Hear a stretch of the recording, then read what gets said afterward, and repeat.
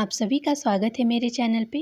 आज हम सुनेंगे कल्याणी, जो कि सुभद्रा कुमारी चौहान जी के द्वारा लिखी हुई कहानी है। और आप सभी से निवेदन है, अगर मेरे द्वारा कही हुई कहानी आप लोग को पसंद आती हो तो वीडियो को लाइक, शेयर और चैनल को सब्सक्राइब जरूर कीजिएगा। तो चलिए कहानी स्टार्ट करते हैं। विवाह के बाद जब नववधू को लेकर बैरिस्टर राधा रमण घर लौट रहे थे, तब रास्ते में एक रेल दुर्घटना हो गई।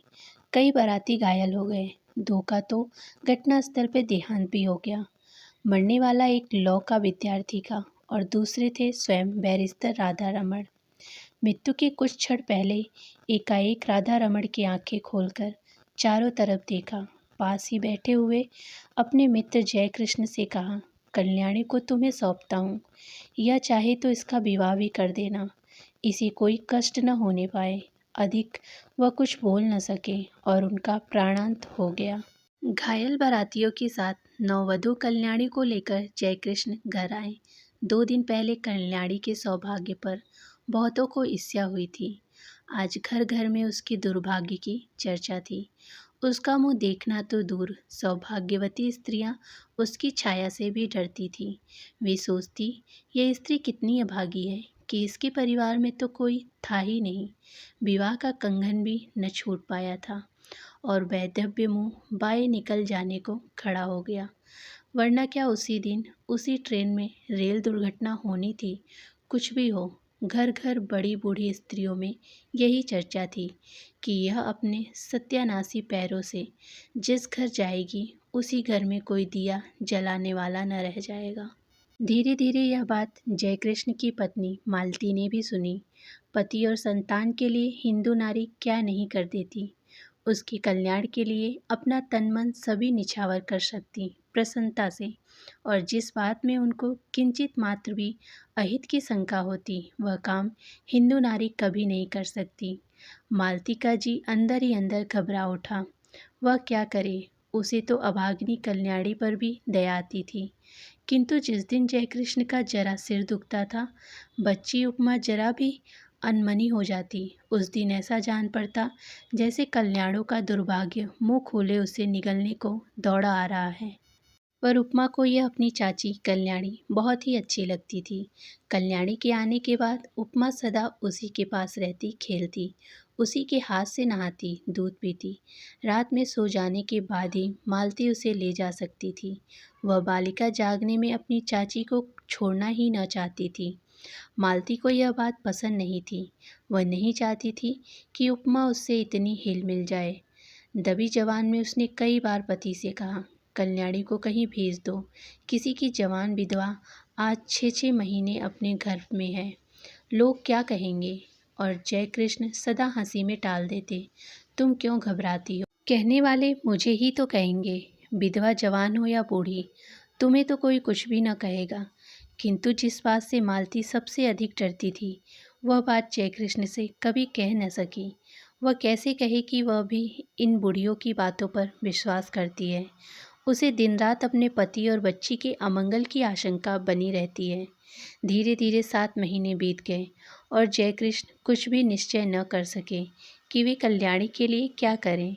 एक दिन नगर के किसी प्रतिष्ठित व्यक्ति ने मर जाने से ऑफिस बंद हो गया और वे समय से बहुत पहले घर आ गए। नीचे कोई न था, ऊपर उपमा की आवाज़ आ रही थी। सोचा वो लोग ऊपर होंगे। ऊपर गए, सीढ़ियों पर चढ़ते ही देखा कल्याणी नहाकर बाल सुखा रही है। खूब लंबे घने काले केसों के बीच गोरा गोरा मुंह बिल्कुल चांद सा लग रहा था। बड़ी बड़ी आंखों में एक विशेष प्रकार का आकर्षक था। ऐसा सौंदर्य तो जयकृष्ण ने कभी देखा ही न था। अंग प्रत्यंग से यौवन जैसे फूटा सा पड़ता था। क्षण भर निहारने का लोभ जयकृष्ण सवरण न कर सके और तभी कल्याणी की नज़र जयकृष्ण पर पड़ी। उसने सिर ढक लिया। लज्जा की लाली उसके चेहरे पर दौड़ गई। उसका सौंदर्य दुगना हो गया। इधर जयकृष्ण का अधीर मन बेकाबू हो चला। वे अब सीढ़ियों से ऊपर जाकर कुर्सी पर बैठ गए। कल्याणी से बोले, मुझे तुमसे कुछ बात करनी है कल्याणी। कल्याणी मरी जा रही थी। वह नहीं चाहती थी कि जयकृष्ण उससे ऐसे समय में कोई बात भी करे जब मालती घर में नहीं है। बात चाहे कुछ भी न हो, पर मालती को संदेह जरूर होगा। यह कल्याणी जानती थी। वह इसीलिए चुप थी, पर जयकृष्ण फिर बोले। उनकी आवाज़ भारी और स्वर काँप रहा था। कल्याणी, मृत्यु के समय राधा रमण तुम्हें मेरे हाथों सौंप गए। यह मेरा कर्तव्य तुम्हें सुखी बनाना है, किंतु सुख का मार्ग तुम्हें ही निश्चित करना होगा। कल्याणी ने आंखें उठाकर जयकृष्ण की तरफ देखा, किंतु देख न सकी।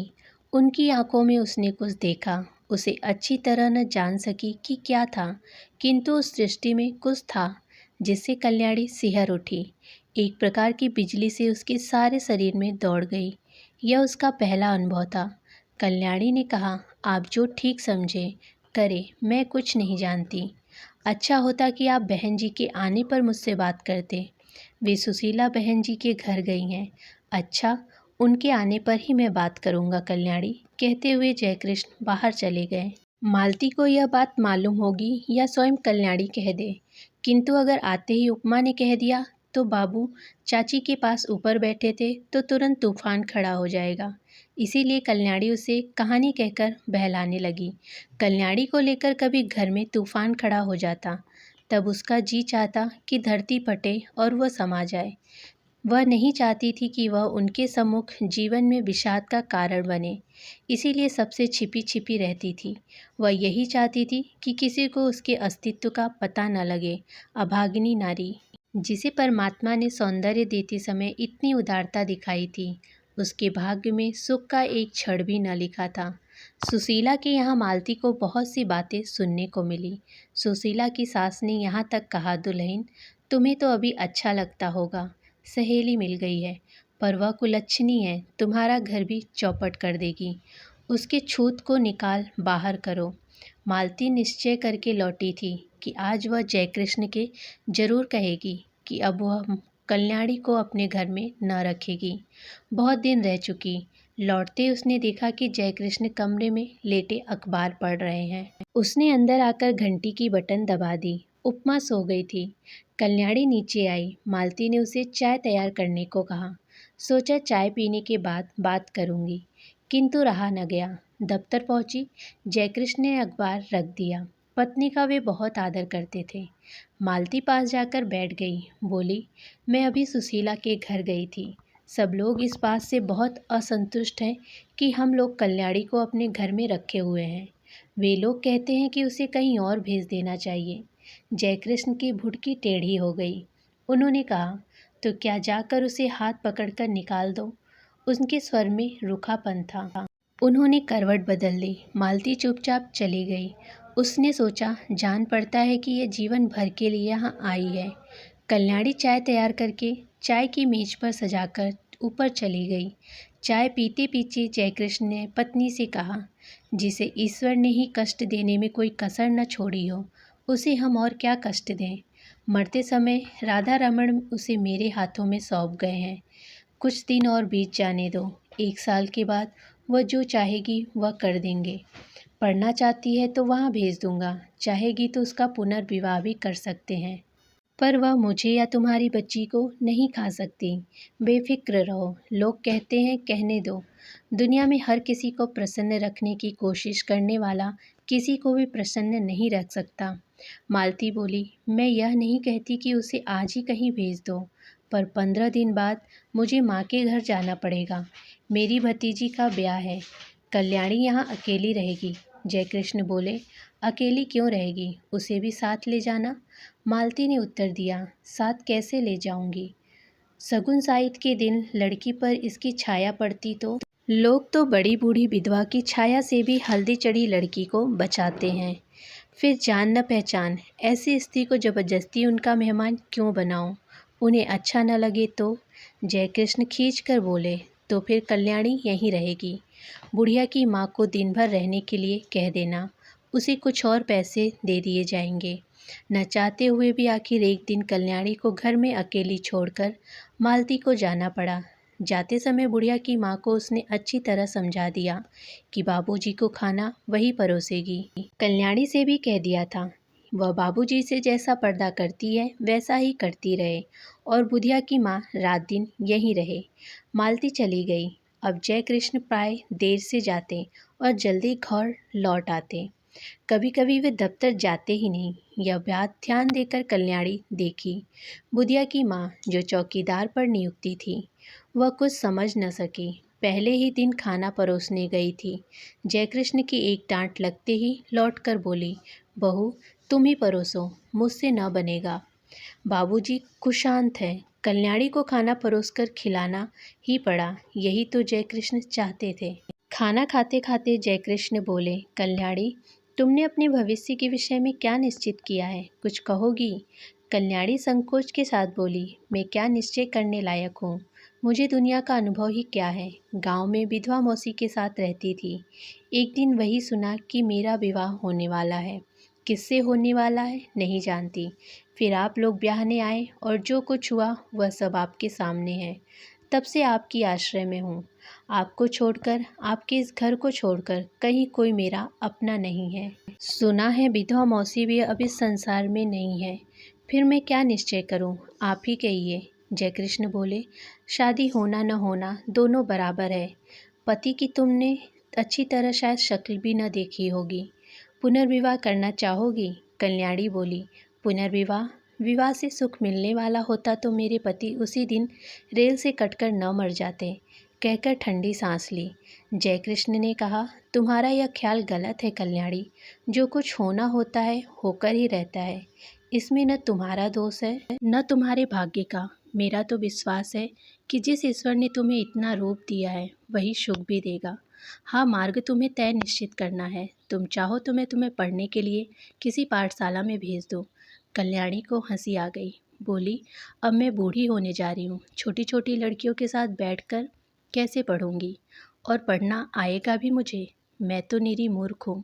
यह हंसी न थी, बिजली कौन गई थी।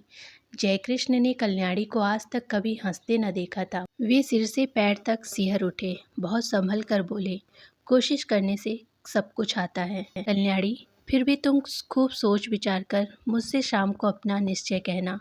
शाम को भोजन के बाद रात को बहुत देर तक कल्याणी और जयकृष्ण बातें करते रहे। पहरे पर नियुक्त बुढ़िया पड़ी हुई खर्राटे भर रही थी। कल्याणी ने कहा, पति को मैं प्रेम न कर सकी क्योंकि संयोग और वियोग में केवल 2 ही दिन का तो अंतर था। हाँ, दया भाव से ही प्रेरित होकर उन्होंने मेरा परिग्रहण किया था। इसलिए मैं उन पर अपार श्रद्धा पहले से थी। वह अब भी है, किंतु प्रेम से तो मेरा प्रथम परिचय उसी दिन हुआ जिस दिन आप सीढ़ियों पर चुपचाप खड़े थे। आप विश्वास मानिए कि मैं आपको जितने श्रद्धा भाव से देखती हूँ उतना ही आपसे प्रेम भी करने लगी हूँ। फिर भी आपके साथ मेरा पुनर्विवाह असंभव है। क्यों कल्याणी, तुम्हें आपत्ति क्या है? भराई हुई आवाज़ में जयकृष्ण ने पूछा और कल्याणी के हाथ अपने हाथ में ले लिया। कल्याणी ने तुरंत अपना हाथ छुड़ा लिया और संदिग्ध दृष्टि से जयकृष्ण की ओर देखा। जयकृष्ण को अपनी भूल मालूम हो गई।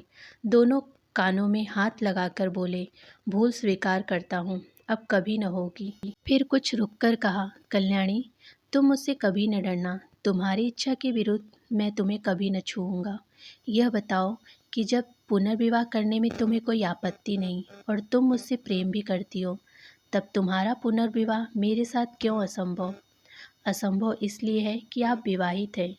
कल्याणी ने निश्चय के स्वर में कहा। जयकृष्ण ने कहा, पर हिंदू शास्त्र के अनुसार एक पुरुष कई विवाह कर सकता है।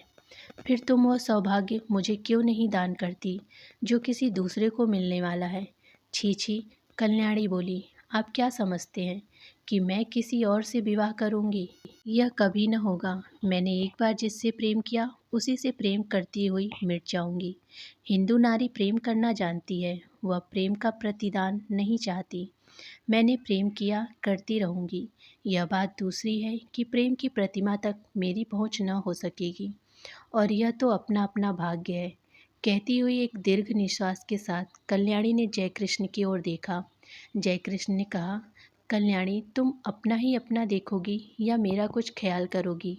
मैं पागल हो जाऊंगा। तुम्हारे बिना अब तो मुझसे एक पल भी नहीं कटा जाता। किंतु फिर भी तुम निश्चित रहना, मैं तुम्हें कभी ना हाथ लगाऊंगा जब तक तुम्हारी आज्ञा न होगी। आधी रात को भी तुम मेरे पास उतनी ही सुरक्षित रह सकती हो जैसे सगे भाई के पास, क्योंकि मैं अधम नहीं हूँ, तुमसे प्रेम करता हूँ। तुम्हें पाने का इच्छुक हूँ, पर सत्य मार्ग से, कुमार्ग से नहीं। कल्याणी बोली, न मैं अपना कुछ देखती हूँ न आपका। सच यह है कि मैं मालती जीजी के सौभाग्य पर कुठारघात न कर सकूंगी। उन्होंने मुझे कुसुमय में आश्रय दिया है। जो कुछ बन सकेगा भला करूंगी। उनकी बुराई मुझसे न हो सकेगी। उसके भले के लिए मुझे अपना बलिदान भी करना पड़े तो संघर्ष कर दूंगी, मगर उनकी ज़िंदगी में कांटा बनकर न रहूंगी। पर मेरा जीवन संकट में बना दोगी, कहते जय कृष्ण ने ठंडी सांस ली और सतृष्ण नेत्रों से कल्याणी की ओर देखा। कल्याणी ने कहा, यह सब मानसिक विकार है, कुछ दिनों में अपने आप दूर हो जाएगा। आप समझते हैं मुझे कम कष्ट हो रहा है? मैं नारी होकर भी सब कुछ सहने को तैयार हूँ। आप तो पुरुष हैं, कठिनाइयों से लड़ने के लिए ही आपका जीवन है।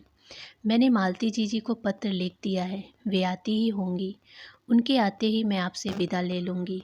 विदा से पहले एक भिक्षा मांगती हूँ, केवल आपके चरणों की धूली, और कुछ नहीं चाहती। आप मेरे देवता हैं। जयकृष्ण के पैरों के नीचे से जैसे धरती खिसक गई हो।